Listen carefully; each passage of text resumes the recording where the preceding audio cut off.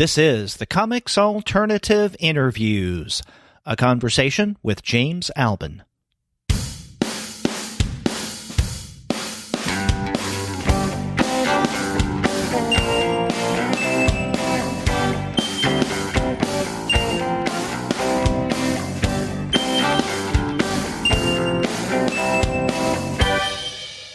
Hello and welcome to another episode of the Comics Alternative Interviews. I'm Derek, one of the two guys with PhDs talking about comics. And on this episode, I have the pleasure of talking with James Albon. His new book, Her Bark and Her Bite, comes out this week from Top Shelf Productions. But before we get into that conversation, I want to let all of you know that this episode of the Comics Alternative Interviews is brought to you by the great folks at Discount Comic Book Service. Go to their website, dcbservice.com, for all of your comics pre-ordering needs. There, you're going to find all DC, Marvel, Image, and Dark Horse titles at 40% off of the cover price if you pre-order. For all of the other publishers, you'll find that those discounts are 20 to 35% off of the cover price, and every single month you're going to find some wonderful specials. Sometimes those specials could be as much as 45% off of the cover price, sometimes 50% off cover, but many times you can find discounts that are even more impressive than that. And if you check out dcbservice.com right now, you'll find a variety of books put out by Top Shelf Productions. Now, unfortunately, James Albon's book, Her Bark and Her Bite, is not currently on sale through DCB Service, but you can find a variety of other Top Shelf books, including titles by Matt Kent, Jeff Lemire, Jeffrey Brown, James Kolchaka, and, of course, Alan Moore and Kevin O'Neill's League of Extraordinary Gentlemen, a variety of those books at great discounts. You have to check out dcbservice.com. Go there for all of your comics pre-ordering needs. And after you do get your top shelf titles there, please be sure to send them an email and tell them that the two guys with PhDs sent you. I have a nice time talking with James Albon. He is a British illustrator currently living in Lyon, France. He's done a variety of work for different publications, including The Guardian, The Wall Street Journal, Wired, and the Folio Society, among other places. This is his first book, Her Bark and Her Bite, so much of our conversation centers on this being his first time out as a graphic novelist. And I'll tell you, this is an incredible first book, and in fact, it could be his third, fourth, or fifth book, and it would still be incredible. I had a great time talking with James, so let's go ahead and listen to what we discussed.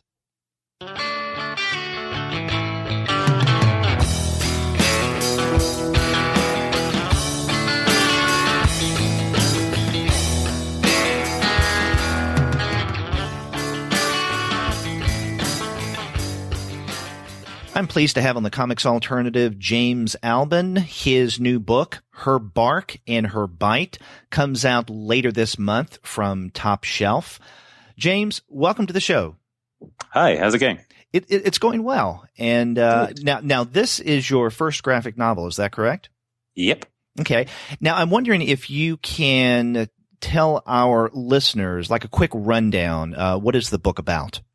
So basically, the book's a sort of comedy. It's about Rebecca, a young artist who's moved to a new city. She's sort of starts off there very fresh. She doesn't know anyone. She's not cool. And she meets this guy called Victor, who is like the life and soul of every party. He's like the coolest guy in the room. And he falls madly in love with her, in part because she's so, she's so new and she's so unlike everyone else around there. They have this like fantastic relationship going on, but then he gets a pet dog, a little pug, for his birthday, and Rebecca starts to see that he's slowly falling more in love with the pug than he is with her. So it's about her sort of battle of jealousy of him versus a pug. Yeah, when I first read this book, I couldn't help but think that this would make a really interesting contemporary romantic comedy. It's funny you say that. It's I think in a way I'm very like influenced by very influenced by film. Like, I'm a big fan of film. So I think that some kind of film-like storylines were going through my head. In a way, I try to, like, when I'm writing, I try to not sort of define what I'm writing as like, this is going to be a graphic novel or a film or like a novel or whatever. I just sort of start writing and think of storylines that are interesting to me. Mm-hmm. So I think, I can see kind of where you're coming from with that. Though funnily enough, actually, the sort of the other piece that it reminded me most of, though I didn't really make this conscious connection until after I'd finished writing Her Bark and Her Bite, was there's a play by Noel Coward called Easy Virtue that was written in the 1930s, I think, that has quite a lot of similar themes and quite a lot of this, the new relationship that starts out budding and then runs into trouble. So in a way, it is a romantic comedy, but it's a romantic comedy from like 80 years ago or something. Well, it does have that kind of older film feel to it. Yeah. I think I'm in a way. I've always lived in the past a little bit. I'm not very computer savvy at all in whether in my work or in my life in general. And I think I've always been slightly drawn to this sort of the visuals from sort of the analog era and from the 60s and 70s and 80s. Mm-hmm. So that definitely that sort of weighed on me when I was drawing, when I was writing. I guess it's it's subconsciously there, definitely. Yeah.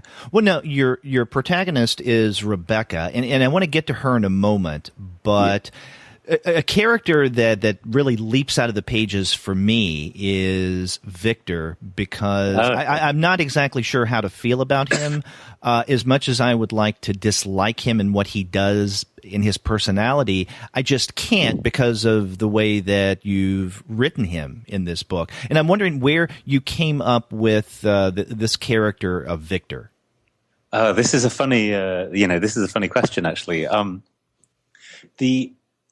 I'm really glad you kind of reacted like that to the character, because a lot of what I wanted to do in the book was to not have straight up like villains and heroes and like nice guys and nasty people. I wanted there to be a bit of that social unease. When you meet someone, you go like, oh, they seem okay, but then maybe they don't turn out quite how they seemed. So I'm really glad you reacted like that. It's funny because all the characters are kind of to an extent based on different aspects of me or of like people around me. I've got this one friend in particular, this guy called Ollie, who is he's, to my mind, or to an extent, he's the most like Victor. Like, he's very, very outgoing, very charismatic, and he's also kind of crazy in a way that's very, very charming, but very like high intensity in a way. But the thing is, and so I showed the script to loads of my friends, and they looked at the character of Victor and they said, "Oh, is that Ollie? Is that based on Ollie?" And I showed the script. I showed the script to Ollie, and he was like, "Oh, that's based on you, isn't it?"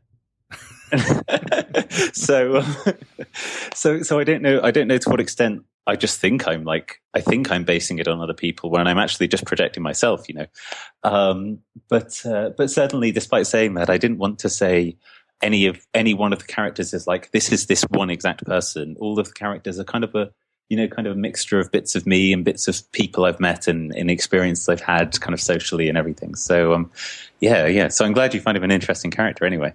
Yeah. And, there is that annoying side of him in that he's very self-centered. He can't concentrate on anything for too long.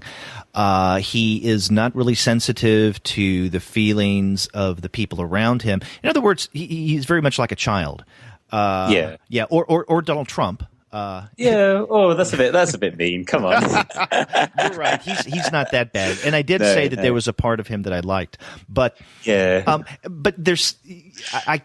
can't dislike him because there is an innocence to him that to some degree contributes toward excusing some of his behavior. In other words, what happens with him, and especially as we get toward the end in his relationship with Rebecca, I just can't hold anything against him. It's like he is what he is. Rebecca has to do what she needs to do for good reason, and leave it at that. Yeah. I think that's definitely how I kind of wanted it to pan out. That he's he's never really malicious. I think that's really important. That he's never kind of spiteful to anyone, but at the same time, he's so wrapped up in his own kind of world and his mad partying and his very I guess I call it fun with a capital F. You know, he's so wrapped up in having fun and going out and partying and stuff that he's just kind of oblivious to the things that he does, which neglect people or which like turn away from people. But I suppose in a way, like there's a bit of that in all of us. In all of us, like I know that I've done that in my life, and I'm sure that everyone, or I hope that anyone reading it would say, like with all the characters, with both their both their strengths and their fables, that their foibles, that they have that they feel a bit of that in themselves. Yeah, in the way that you represent him throughout the book, he's almost always wearing the dark sunglasses and either, I guess, a Hawaiian shirt or some kind of loudish outfit. All the time dancing, very much going to parties and speaking to people. It's like, hello, darling. And he's a very flamboyant character, as is others in the text. But I think that contributes a lot to his character, just the way that you draw him, and not only his wardrobe, but his body movements throughout. Yeah, I think for me, the drawing was a really, really important part of taking that across. Like for me, sort of, I wanted to feel like it was fun. You know, I'm writing these characters in these fun situations where everyone's having this kind of like wild and good time. And I wanted to feel like I was having that when I was sitting in a studio drawing it. So, when I'm drawing the characters, I wanted them to be really, really loose and really like a lot of color. And I was just putting the color pencil down on the page as quickly as I could. And if it didn't work for the first time, I'd just throw it away and like do another one, rather than trying to kind of slowly hone exactly how each page should work. I just wanted to sort of blast it out really quickly and get that sense of like fun just in my hand and in my marks when I was drawing. Mm-hmm. Now, according to the book's description and the setup that you gave us a moment ago, it would seem that the antagonist in this relationship between Rebecca and Victor, or maybe this love triangle, if we want to call it this, is the pug dog princess. However, I was interested to see that there was, I guess, another character that you could call the antagonist, right? The foil to Rebecca. Yeah. And that is Penelope, who is another one of these, society partying kind of people, someone who likes to be seen, someone who has a superficial sense of life, and an older friend of Victor's. And in many ways, kind of larger than life, even literally when it comes to her hair. Yeah. I mean, well, straight off the bat, Penelope was by far the most fun character to draw. She has a real, even though she is kind of, I think you're right in describing her as the antagonist. Like, she is a nasty person in a way. She's quite a spiteful person, but I kind of love her because she was so much fun to draw. But yeah, so the idea is that Victor and Penelope have been friends for, maybe since childhood, maybe since, they've moved to the city together. They go back such a long way, and they know each other and they trust each other so well. So to an extent, in Penelope's eyes, when Rebecca comes along, she's this new girl. Like, why is Victor so into her? Like, she and Rebecca and Penelope represent quite different things. So to an extent, it's just misunderstanding, and to an extent, it's kind of active spite. That Penelope looks at Rebecca and goes like, what are you doing here? And to an extent, just tries to like dig her claws in a little bit and try and just sort of prize them apart, or try and sort of throw a spanner in the works a little bit. So, she's kind of an antagonist in that sense. She represents this the importance of kind of socializing in society for its own sake. The idea that that when we go out and party, and when we go out and kind of put ourselves on display, when we get dressed up and we make a presentation of ourselves, we're not doing it as a means to an end. Like, socializing and partying is an end in itself, and it's something that it's an active thing that she believes that people should do because there's almost a kind of moral imperative in it for her. Whereas to Rebecca is an artist, and she wants to spend her time in the studio and make something that will outlast herself, or make something that will make something that is external to her. That is, Rebecca would see this kind of partying lifestyle as superficial to life, whereas Penelope would say that it is life. Yeah, and there's an important scene. I found it very important, almost exactly halfway through the book, where Rebecca and Victor, his friends, are out somewhere, and Rebecca's in the bathroom and she's putting makeup on, and then in walks Penelope, and her hair is down. We don't see her made up, and at first I wondered who this potentially new character was, but it's actually Penelope before she puts her hair up in this gigantic bun. And then during that time, as Penelope is making herself up, Rebecca is having a conversation with her. And it's at this moment that I think Rebecca is tested morally, in that she's, after talking with Penelope, whom she doesn't necessarily like, she is tempted to go the way of, let's say, Victor and Penelope, right? And to leave aside her art for a while and instead just concentrate on socializing and going out and having fun. Yeah, absolutely. I mean, that in a way that really sums up the sort of Rebecca's moral dilemma in the book, which I'm sure that any artists or creatives or to an extent anyone listening to this will understand, where you have if you live in a big city, like I lived in London when I was writing this, you always have this thing of like, should I be spending my evenings like in the studio working hard by myself, like getting things actually done, or should I be going out to like gallery openings and cool like bars and club nights and stuff and meeting people and sort of like hanging out and building that kind of social network.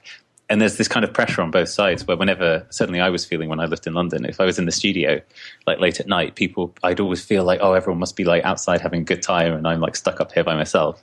And then if I went out, I would be like, oh, but I should really be like finishing this project or something.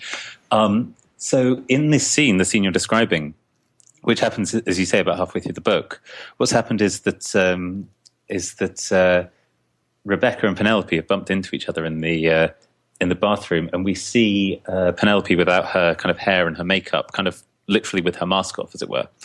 And Rebecca sort of reaches out to her a little bit because she says kind of, I'm new to this world of partying, it's overwhelming me, like, how do I cope?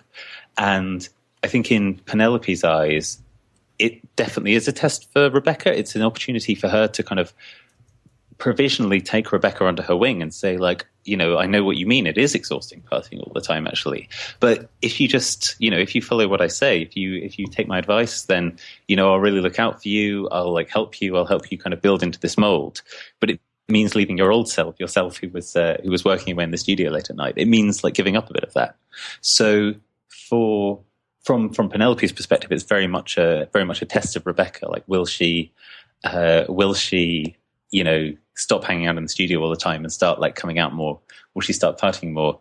And yeah, to an extent, she does, but as readers will see, it doesn't entirely go to plan.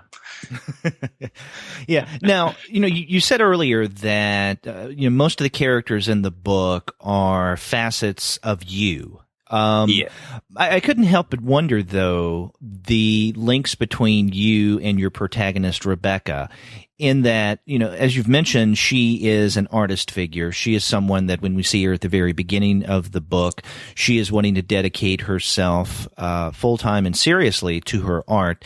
There are temptations along the way, but she defines herself by the art that she creates. And how much of yourself is wrapped up in Rebecca and then her attitudes toward her work? I think it's a very big part of me, really. It's a funny one because it's like, I suppose in the end, the decisions that Rebecca makes and the sort of the way that she sort of pursues her work and kind of comes to define her work is like a really big part of me. Though that's not to say that the people who are kind of in antagonism to her aren't also a part of me. But I think for me, when I first moved to London, especially, I had this similar thing where I was like, I come to London, I want to be a serious artist. I'm in the capital of British art. I'm going to really like work on it. I'm going to make loads of really big paintings. I'm going to set the record straight. I'm going to become a great artist, kind of thing. And I realized that there's not necessarily the same kind of simple path where you just put one step in front of the other and you become this idea of a London artist or this idea of like a serious artist. So I wanted to explore that a lot with Rebecca, but then also these the kind of internal conflicts I was having about, say going out a lot versus staying in and working hard kind of thing. I wanted to sort of, each character to an extent represents one of the two sides of those kinds of internal arguments. Mm-hmm. It's a bit like the kind of Disney thing of having little angel and the demon on your shoulder. Okay. Where you have one character is saying, "Oh, go off and do this," and the other character is saying, "Go off and do that." Though, of course, they didn't want to make it as moralistic as being like Rebecca's attitude of like work hard and just keep your head down and don't do anything frivolous. Like I don't at all want to say that that's the best attitude to have. I want people to kind of be able to. People will react to it in different ways. People will have different feelings about the characters and their views in the story. So I hope that people will take away different things from it. But to an extent, there's that duality between these two or these various different attitudes to kind of life and work and where the two meet. Right, and Rebecca herself is not without her flaws. Because one of the things I wondered, especially at the very beginning, is how could someone who seemed to be as serious and as dedicated as Rebecca fall so easily and quickly for someone like Victor, who seems to be very superficial, vapid? So what does that say about her, that kind of person enamors her? Yeah, well, I guess there's always an element of us where, when we're faced with something that kind of represents the opposite of us, we do find it exciting, and we do, we want to we do get drawn to it in a way. And I think especially with one of the reasons why Rebecca's so drawn to Victor isn't just that she sees this kind of wild partying guy and she goes like, oh, I want to be like him. I want to be like his friends. But it's the fact that he really reaches out to her. He turns to her and says like, wow, you're amazing. You're so unlike everyone else around here. And I really love you. And I think that in life in general, when we're confronted with something that seems very, very different to us, but that thing, whether it's like a person or a group of people or an attitude or an ideology or whatever, turns around to us and goes like, oh, you thought you're really different, but we think that's really amazing. Like that is quite a seductive thing. It's quite seductive to be warmly welcomed by something that you thought wasn't a part of you. Mm-hmm. Now, you've mentioned that there are some autobiographical links between Rebecca and, let's say, what you experienced, or for that matter, your own life and some of the other characters, their attitudes. But this being your first graphic novel, you made a decision to do a work of fiction and not a memoir or anything autobiographical, which is an interesting choice, given the fact that so many creators now, many of them, when they first start off, they go the autobiography route because, that's such a popular genre within comics. So I'm wondering about your decision to start off, this being your first graphic novel, with a work of fiction and a comedy at that. It's a funny decision, actually. It's for a couple of reasons. Partly it's because I love fiction and I love writing fiction, and it's something that I've been doing for a lot of my life, and so it was quite a natural step for me to take. Part of it is simply that my life isn't that interesting. I mean, my partner, who's also an illustrator called Kat O'Neill, a couple of years ago did a graphic novel project about her. She's half Hong Kong Chinese. Her mother's from Hong Kong and her father's from Scotland, and she did a book about her experiences growing up as a mixed race person in England, but then returning to Hong Kong and kind of discovering like the kind of culture clash between rural England and like the kind of drama and big city of Hong Kong. And seeing her working on that and seeing her process, I really kind of appreciated the kind of incredible hidden complexity of writing anything autobiographical. On the surface, it seems like a really straightforward thing to do because, of course, it's happened to you. You know it so well. You understand your own life. But then to sort of take all the things that have happened to you within the kind of period that the memoir or autobiography is set in, and to try and distill that down into something lucid is like such a complex and such a difficult task that I think I realized that it was something that if I ever do something autobiographical, I think I would. I think it would be something that I'd have to look at later when I've got kind of a lot more maybe maturity or maybe sort of presence of mind. At the moment, I'm definitely too much Victor. I want to write some really funny stories that make people laugh. And, in a way, maybe I am kind of ducking the intellectual bullet there, but it's, I was kind of drawn to fiction because I couldn't stop myself from writing fiction, Yeah. Now, we mentioned that this is your first graphic novel, but you have a large body of work preceding this. You've done quite a number of illustrations for a variety of publication and publishers. I mean, like The Guardian, Wired, Wall Street Journal, the Folio Society. What experiences that you've gathered from those assignments have you brought to Her Bark and Her Bite? That's a really interesting question.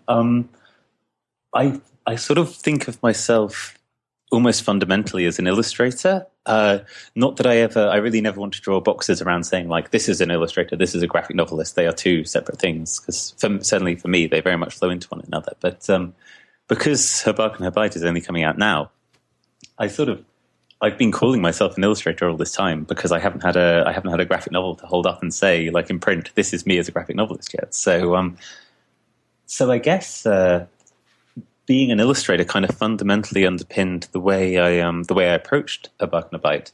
One of the things that was very interesting for me was that it meant that I was automatically sort of primed to tell the story really visually. Like every single page, every single line of script almost, I had to say to myself, like, am I trying to say in words here something that I would be better off saying with a picture, or like even something that I could say with a picture, I would be sitting back being like, well, what's the most exciting composition I can show this with? What's the most fun way I can draw it with? What's the most expressive kind of marks that I can make for this? So in that sense, I suppose the visual side of graphic novel storytelling, the visual storytelling was really already firmly embedded in the way that I thought about the process. The other thing, I guess on a practical level, is, as you may know, with editorial illustration, especially sort of magazines and newspapers and things, is that you have to be extremely strict in working to a deadline and in structuring your time. And actually, it's kind of not one of these glamorous things to say where I was like, oh, well, I kept my calendar very well organized. I kept my calendar really well organized. And actually that takes a mountain of pressure off you as a graphic novelist, like being able to, being able to structure your time and like do a certain number of pages within a deadline and that sort of thing is sort of the part that people don't tend to talk about. And it's a really interesting thing. But I think editorial illustration especially really sort of set me up for being quite professionally rigorous about that kind of thing. Okay. Yeah, that makes sense. Another thing that struck me about Her Bark and Her Bite is it seemed to me that your experience as an illustrator also informed your style of paneling and the way you construct a page. Now, there are examples in the book, and quite a number of them, where you do have, let's say, the traditional panel layout, where you have multiple panels on the same page that make up that segment of the narrative. But there are a wide variety of examples throughout the book where you have either full page panels or you have a series of panels where there is basically no border, where one panel kind of overlaps into another. And it just struck me that would be the kind of paneling style or sequential style of visual narration that someone who is more used to illustration as opposed to just getting started in comics itself, right, where you're taught and you're trained in terms of paneling. So do you feel that way as well, that you're not as reliant on traditional panel usage given your experience with illustration? Yeah, very much so.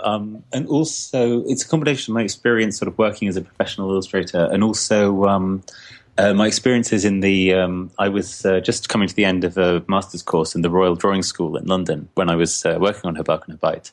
And that was a really interesting place to be in because it's an art school that's entirely devoted to drawing. But for the most part, it's a fairly traditional, fairly kind of classical art school where people are largely pushed to kind of go into a particular kind of fine art drawing that relates very heavily, especially to kind of oil painting. And a lot of people, most of the people on the course there were kind of very much serious oil painters doing big, 2-meter wide tableaus of important sort of oil painterly subjects.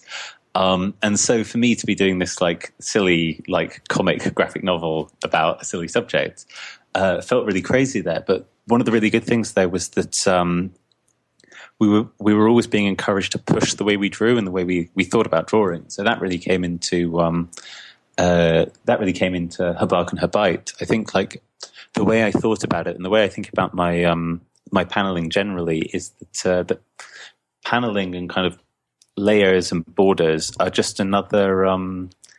They're a part of the grammar of the language of graphic novels, and in that sense.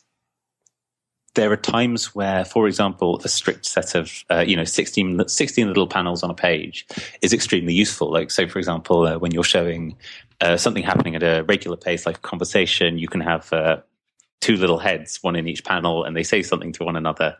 In each panel, you have a different speech bubble, and the conversation gets relayed. You know, you can relay a huge amount of information really, really efficiently and really succinctly and clearly. But then at the same time, you have situations where you just want to sort of roll back and you just want to sort of let the audience drink in a huge scene or a huge vista or something. And that's where you just need to, you need to say to yourself that, the panel borders they're only going to hold me back there. They're only going to keep me locked in, and I need to throw them out for this while I tell people about this incredible, huge thing that I want them to look at. And in a way, I think as a graphic novelist, I feel very kind of lucky to be able to do that because, as I mentioned, like being influenced by film, you realize, of course, in films, to an extent, like a director will never have that ability because the cinema screen will always be the same side. Mm-hmm. The cinema screen you can't make it bigger when you want to. You just have to sort of pull the camera back. Whereas as a graphic novelist, you can just my panels have been 3 centimeters by 4 centimeters until now, but now they're going to be like a whole page. You can just go wild.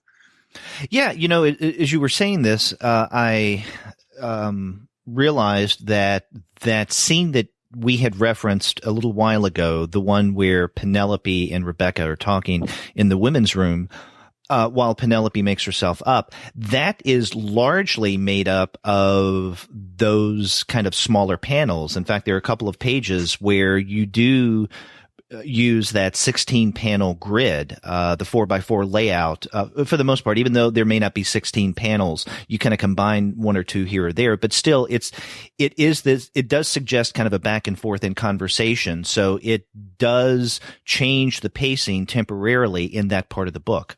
Yeah, absolutely. And then just at the end of that scene, as readers will see, right at the end of the page, the panels drop away and we just see Penelope kind of striding out like an enormous battleship or something. Right, with her hair quite prominent. Yeah, with her hair back into kind of party mode. And so that's quite a deliberate thing where we've gone from this quite succinct, rhythmic, panelized conversation, and then it's like she marches out and she's like, "Ciao, darling," and and we see the succinct rhythmic panels have stopped. She is now like flying out of the room. She's back into party mode. Mm-hmm. And that's quite a sort of deliberate play on kind of the language, on the grammar of graphic novels, really. Yeah. But, with other places in the book where you do utilize an unconventional paneling style, I couldn't help but think of someone like Will Eisner and what he did in terms of playing around with the idea of panels in comics. And I was wondering if there's any influence there on you, the work of Will Eisner, or let's say other creators in terms of their style and how that may have influenced yours. Yeah, well, certainly. I think, Will Eisner's everywhere. He's so fundamental and so incredible that I think I guess he's influenced so many successive generations of graphic novelists that even if you've never looked at a Will Eisner book and you're drawing comics, he's evolved through the generations of comic book artists, and you're still being indirectly influenced by him. And I saw a really amazing exhibition of his work actually in Angoulême just at the start of this year. So, funnily enough, although that was quite a while after I finished Bark and Her Bite, he's been on my mind a lot actually recently. In terms of influences, my influence kind of come from all over the place. in a way, I've almost tried to avoid finding graphic novelists and saying like, oh, I like the way they draw, so I'm going to try and emanate it directly on a sort of surface level, mark making kind of level, for various sort of reasons about. I've always been against the idea of kind of trying to find a style. I think style is something that should find you in a way. But in terms of the graphic novelists who've really influenced me, the big ones are people like Gillian Tamaki and Marjan Satrapi, who did things like This One Summer and Persepolis, respectively. I think in a way, not specifically because of their styles or the way they draw, but because of the way that their text and their drawings work together, the way that the two combine, in each case, the two combine to really like make something that's even more energetic than either the writing or the image. And I suppose it's especially the case in the work of Marjan Satrapi because her images are so static in a way. They're so blocky and just black and white and very very kind of concrete, but they make something that's really, really kind of dramatic and emotive and full of movement. I mean, that's interesting that you say that because in considering your style, Tamaki, yes, I mean, that makes sense to me. I wouldn't have thought of Satrapi, although now that you've mentioned it, and explained the way that you see her work, that makes sense as well. See, I see your style as quite painterly, and maybe I'm influenced by looking at your previous work, the illustration work that you've done. And that's something that you don't find often in comics. Yeah, in a way that's, you've hit the nail on the head there. I think it partly comes from my education because, I studied at Edinburgh College of Art under an illustrator called Jonathan Gibbs, who's, he's relatively old now and he's really from a previous generation of illustrators who really believes in making things by hand and really believes in sort of, in sort of letting your expression come through as you draw or you paint. And then similarly in the Royal Drawing School in London, we really looked a lot at historical artists. So actually, like a lot of my influences are people like Bruegel the Elder or like Domenico Tiepolo or William Hogarth or something. So people who aren't really at all in the contemporary graphic novel scene. Like people never really talk about them, but they're like, for me, they're so important. They're so Tiepolo is doing things that like he would be so cool now, but of course, they're oil paintings or they're like these little ink drawings, and we don't really think of them in the same language.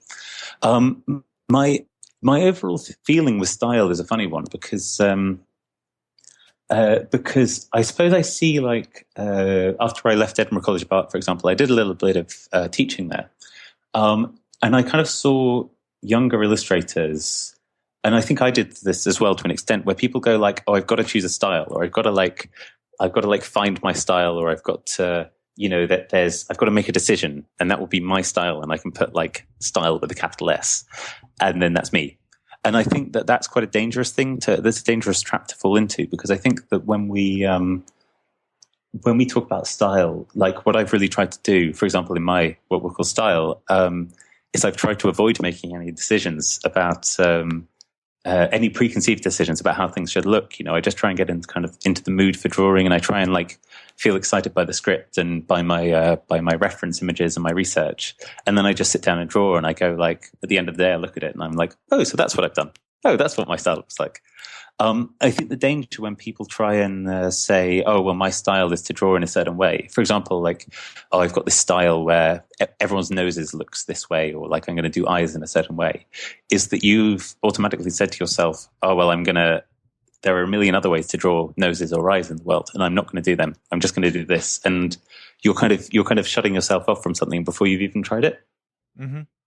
So I suppose in a way, I never, say, for example, looked at other illustrators and said, like, I wanted to feel their approach, but not their style, if that makes sense. Right.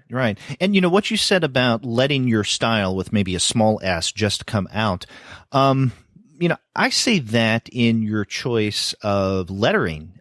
Now, throughout this book, you have used a handwritten form of lettering, not only for the speech balloons, but also for the box narratives, if we want to call them the voiceovers of Rebecca's.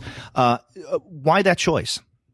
Oh, it just felt so much more natural. I tried because I do the images and the text separately. I'd done all the images, and I tried putting in sort of computer typefaces in there, and it looked so stiff, and it looked just out of place. And I think that it wouldn't really have worked any other way. I think, and I tried a couple of different mediums. So that's written in the text there is just written in pencil, just like in color pencil, just like the drawings are done. I tried it in like ink with dip pen. I tried it with like a fine liner. None of them looked right, and I think the strength of it is that the kind of marks and the kind of hand that's coming through in the images is the same as as it is in the text. I think the whole thing feels unified that way.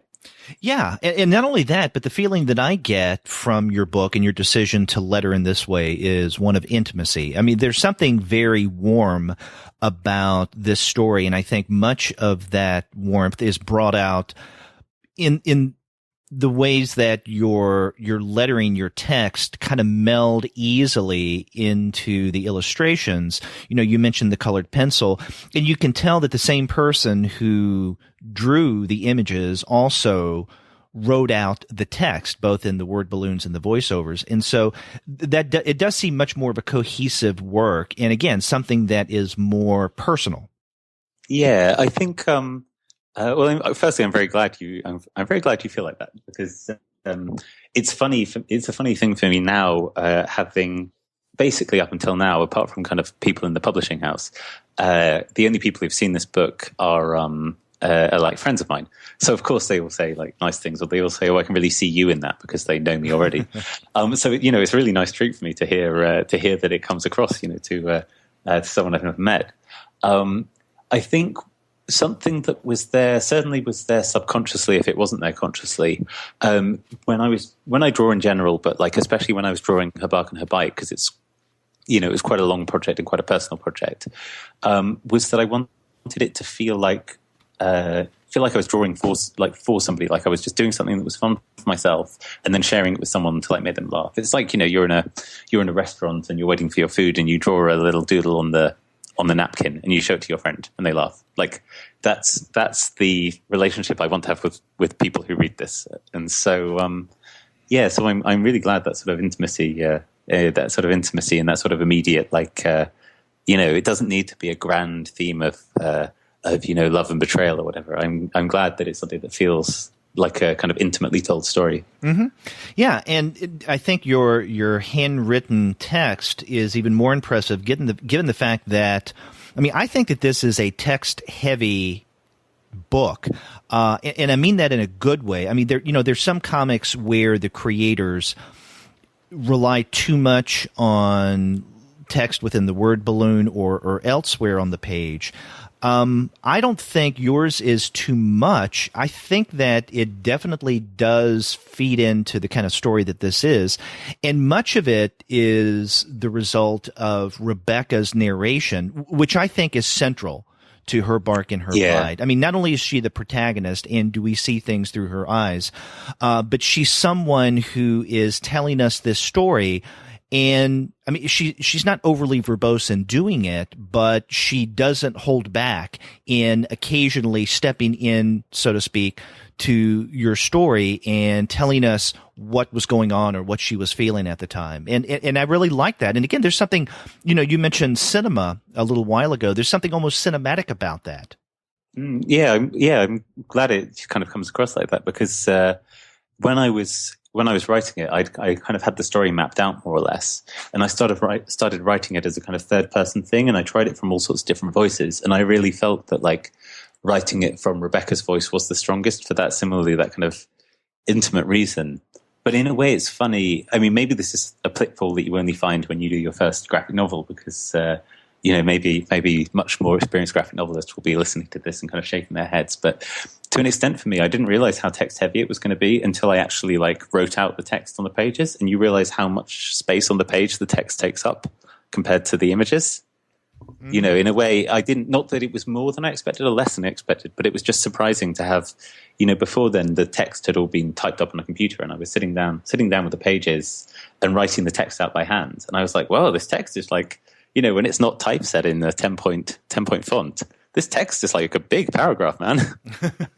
So it was a kind of funny thing, sort of suddenly seeing, like on a very functional level, seeing the relationship between text and image and how they were going to sit together on the page. It's like, you know, it's like having these two things that you've like honed as much as you can separately, but when you actually put them in a room together, you're like, oh wait, that's what happened.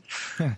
You know, and even your use of text in an unconventional way is quite striking and appropriate. I mean, there's this memorable 2-page spread fairly early in the book. This is when Victor takes Rebecca to see his party friends for the first time, and we have 2 pages of all of Victor's friends, and there are a lot of them, that are approaching Rebecca and introducing themselves, but they're not introducing themselves saying, hey, I am Hank, or hello, I am Marlene. What you do is, you know, these friends of Victor's, they're speaking, so there are quite a number of word balloons, but you write their names above them or beside them or below them and draw a little arrow pointing to who that is.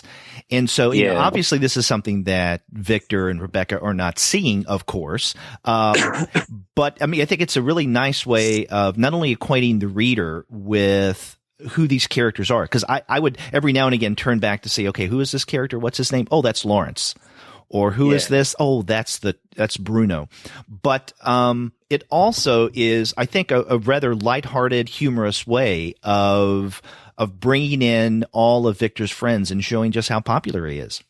Yeah, I mean, you know, as a reader, you have the luxury to turn back a couple of pages and double check who people are. Because what I was really going for in that page, I wanted to show how many friends he has, and show all these people and have them all saying things and stuff, and in a way make it clear, but in a way make it, you know, a little bit disorientating. Like, I don't know if you've ever, you know, I'm sure most people will have had this experience. Like, you go to a party of a friend, but they have like another friendship group that you're not a part of, and you suddenly at this party you get introduced to like 20 people or something. You get introduced to all their other friends, and everyone's really welcoming, and everyone says, hi, how's it going? And they all introduce themselves by name, but by the time you've got to the second person, you've forgotten the name of the first person. So that was really something I wanted, that sort of bombardment of like, oh, there's so many people and they all want to meet her, but she's going to have to really like be taking notes to remember who all these people are. Mm-hmm. I wanted that to be this kind of social tornado that she's suddenly been thrown into. Now, you had mentioned that you grew up in Scotland, you went to Edinburgh College of Art, but now you're currently in Lyon, France. What is? Tell me a little bit about your journey and how your travels have, I don't know, been a result of your art, or how they have impacted your art. Yeah, absolutely. Well, this is the journey that you will now see why I've never chosen to write a graphic novel with my biography. You know, so I was actually born in Cambridge, which is why I have this incredibly English accent. But when I was about 6, I moved up to Scotland. My accent never changed. I lived there until I was, I suppose, about 23. I just went to the local school in Scotland and then went on to Edinburgh College of Art, which is like, Edinburgh is an absolutely magical city. And I lived there for about 6 years and had that was a really formative time for me as an artist and just kind of as a person, because I had so many friends there. And so it's such a sort of, it's a very creative city, and it's a very historical city, and it's a city with like a lot to inspire you going on. And it was there that I met my partner, Kat, who, as I mentioned earlier, she's half Hong Kong Chinese. So we left Edinburgh and we went to live for a year in Hong Kong with her family over there, which was a real, that was in a way the sort of first genesis of her Bark and Her Bite, even though it was several years before I sat down and wrote it, because I went from Edinburgh, which is like a very idyllic, very small, especially by, like American standards of places like New York. Edinburgh is tiny. And I went from there to Hong Kong, which is like 7 million people, and it's all high rises, and it's just so busy. And I met her family, and she's got something like 35 family members over there.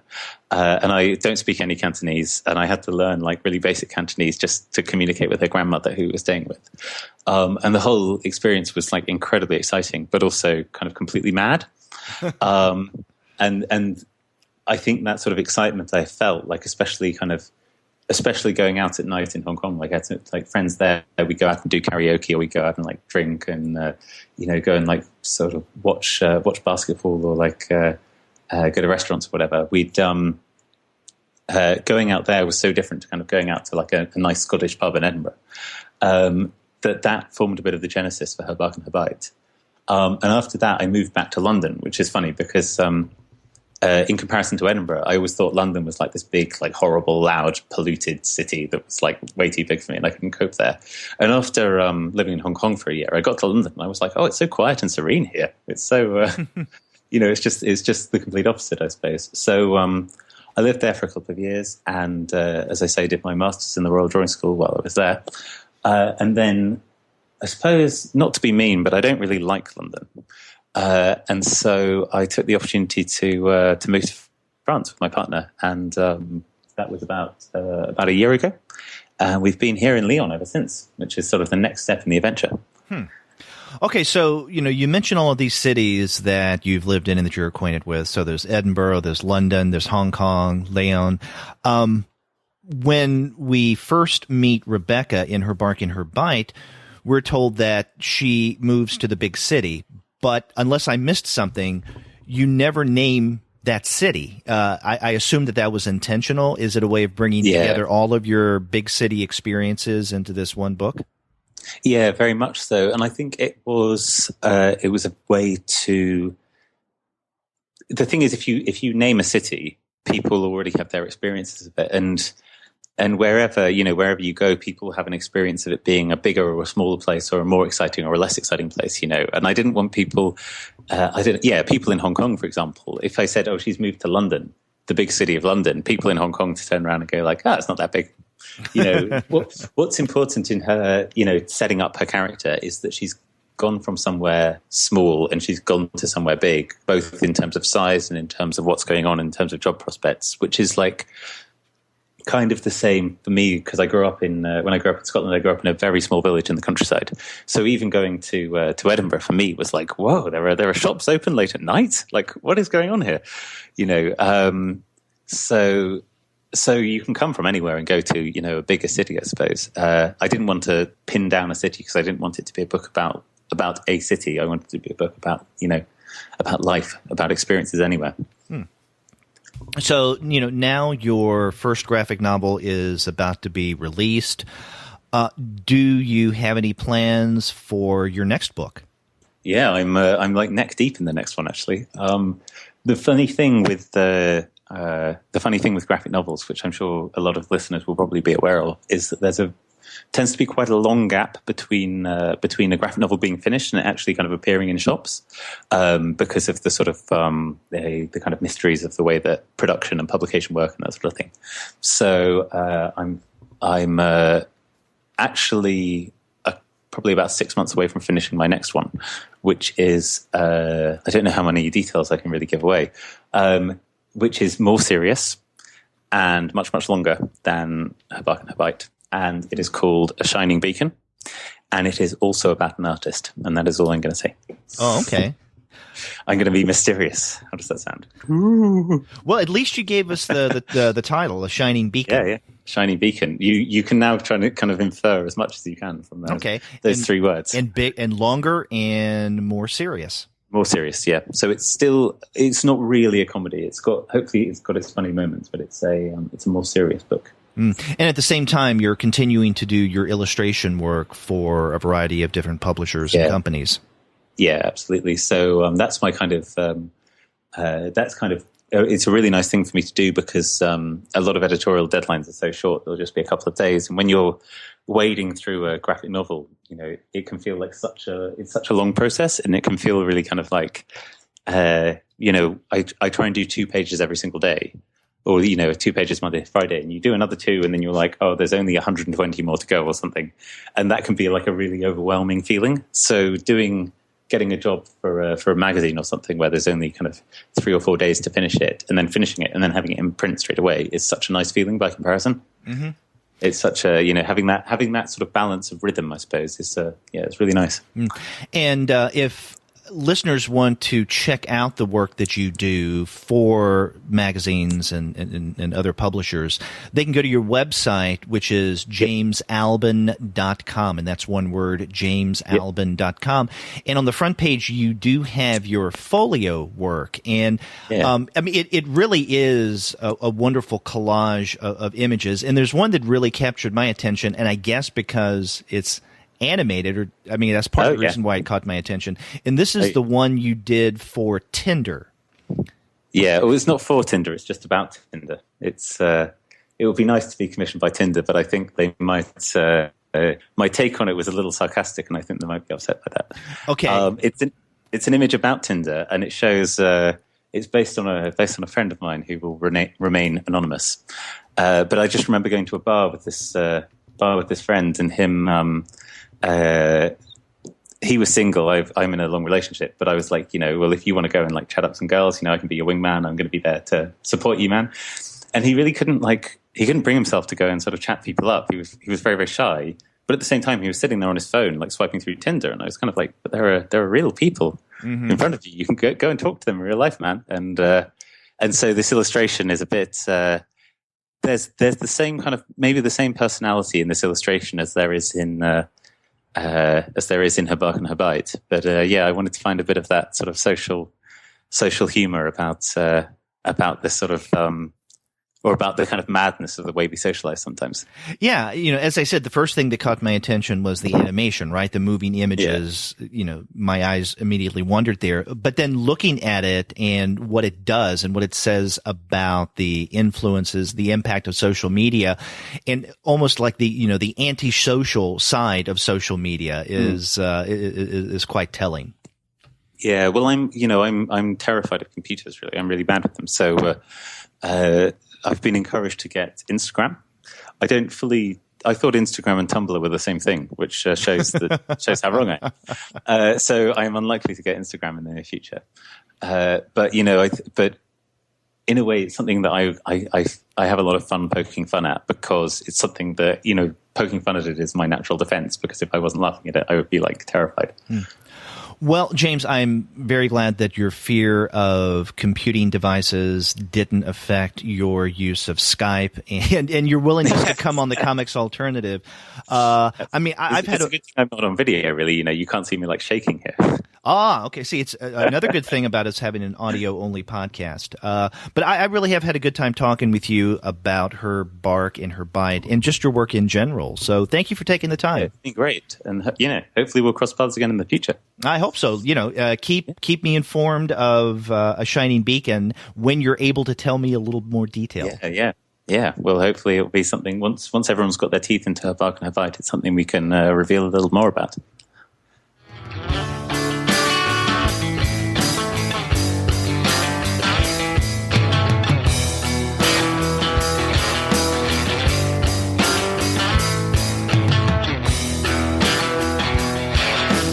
I want to thank James Albon for taking the time and being on the Comics Alternative. When I said at the top of the show that Her Bark and Her Bite is an incredible book, it really is. I highly recommend that you check it out. It's the latest book from Top Shelf Productions. And in fact, I would like to thank Chris Steros, the publisher of Top Shelf, for helping to make this interview possible. Chris, you've been very helpful with the Comics Alternative through the years, and this is just the latest example of your help. And if you want to find great books like this, those produced through Top Shelf Productions, then check out the website of our sponsor, dcbservice.com. If you go to Discount Comic Book Service, you'll find right now they have a lot of Top Shelf books at great discounts. That's dcbservice.com. And after you do get your books there, get in touch with me and let me know what you thought about my conversation with James. If you go to our website, comicsalternative.com, you'll find that you can leave us a voice message online via SpeakPipe. Or you can call us the old-fashioned way by picking up the phone and dialing 4153-COMICS. That's 415-326-6427. You can also email us. We're 2guys@comicsalternative.com, or you can email me directly at derek@comicsalternative.com.